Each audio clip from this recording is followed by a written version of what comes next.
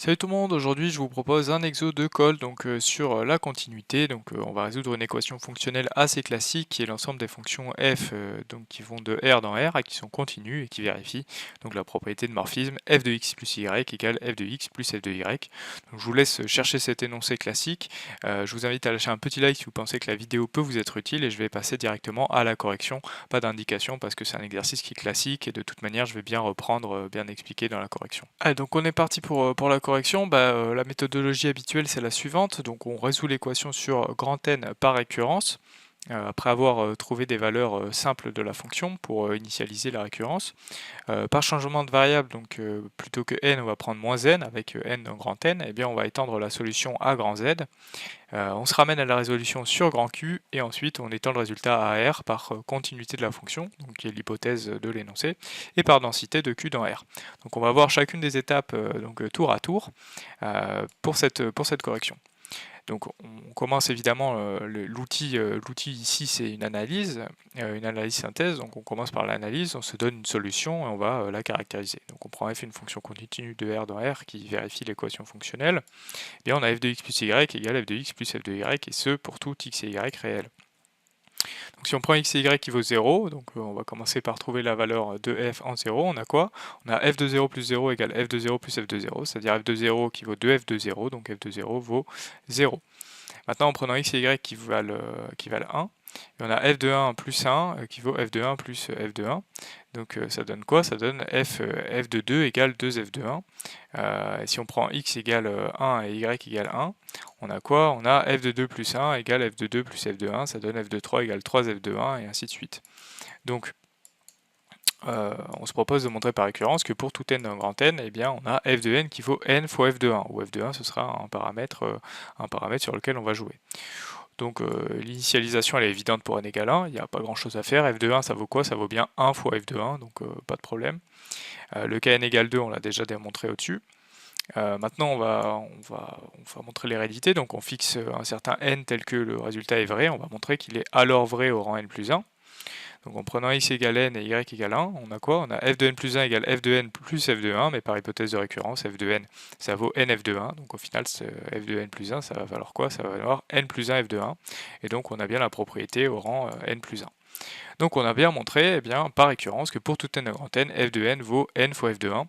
Le cas est au passage, ce qu'on a écrit c'est aussi vrai si n égale 0, puisque f de 0 vaut bien 0 avec ce qu'on a écrit ici. Donc parfait. Maintenant, on va se ramener à grand Z, donc on va prendre x égale n et y égale moins n. Donc ça, c'est astucieux de faire ça. Pourquoi? Parce que donc dans la somme, on va avoir f de n plus moins n, donc ça va nous ramener à f de 0. Et f de n, on le connaît, puisqu'on l'a montré par récurrence, et f de moins n, eh bien, on va le trouver.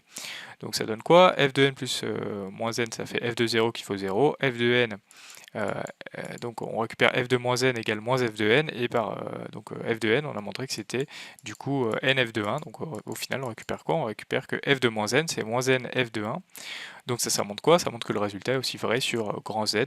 Si on distribue le moins ici à chaque fois sur le n, eh bien on a f de quelque chose qui est dans Z égale du coup moins n, donc qui est dans Z, f de 1. Donc au final on a montré que le résultat pouvait être étendu sur grand Z. Donc maintenant le passage qui est un peu plus difficile, c'est de passer du coup de Z à Q, à Q.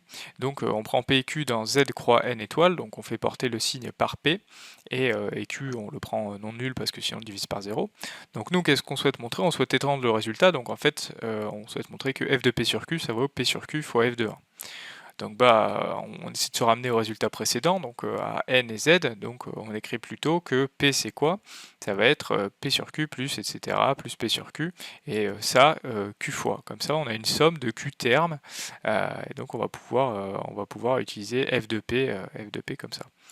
Donc qu'est-ce qu'on a? On a f de p qui vaut du coup cette somme-là, et cette somme-là, f d'une somme de q termes. Donc ça donne quoi? Ça donne par la propriété du coup de morphisme, ça donne f de p sur q plus etc. plus f de p sur q, puisque f vérifie l'équation fonctionnelle par hypothèse. Et donc ça donne quoi? Ça donne du coup q fois cette chose-là. Donc ça donne q f de p sur q. Et donc parfait, on y est presque. Vu que f de p eh bien ça va valoir P f de 1, puisque on a que P appartient à un grand N, eh bien on a obtenu quoi? On a obtenu que Pf de 1, ça vaut Qf de P sur Q, donc on y est. Maintenant, si on divise du coup par Q, par Q, on obtient f de P sur Q égale du coup P sur Q f de 1, qui est exactement ce que l'on voulait. Donc on a le droit de diviser par Q qui est non nul. Donc on a étendu le résultat sur Q, c'est-à-dire pour tout x dans Q, eh bien f de x égale x fois f de 1.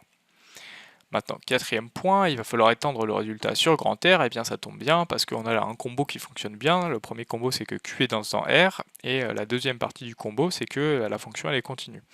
Donc comment est-ce que ça se rédige? Q est dans R, donc pour tout x dans R, il existe une suite de rationnels xn dont la limite c'est x.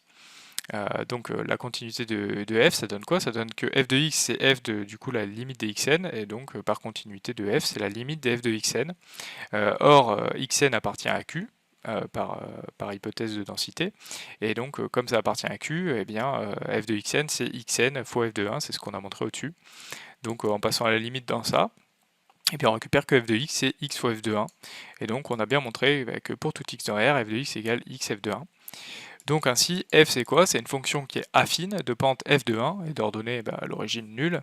Et donc il faut quand même pas oublier la synthèse. Et bien on dit simplement que les fonctions affines conviennent effectivement. Et donc on a fini l'exercice. Voilà, donc c'est fini pour cet exercice extrêmement classique. J'espère que tu auras compris quelque chose, mieux compris peut-être quelque chose que tu as vu en cours et que tu n'as pas eu le temps d'assimiler. Donc en tout cas, n'hésite pas à t'abonner, à liker, à mettre la cloche. Il y a plein de prochaines vidéos qui vont arriver pour mieux comprendre ton cours de prépa, ou même tu retrouveras sur ma chaîne pas mal d'exercices, donc sur la continuité par exemple, la dérivabilité, ou tout autre type de vidéo, même de deuxième année. Donc voilà, n'hésite pas à faire un tour et j'espère te retrouver sur une prochaine vidéo de maths ou de physique. Salut!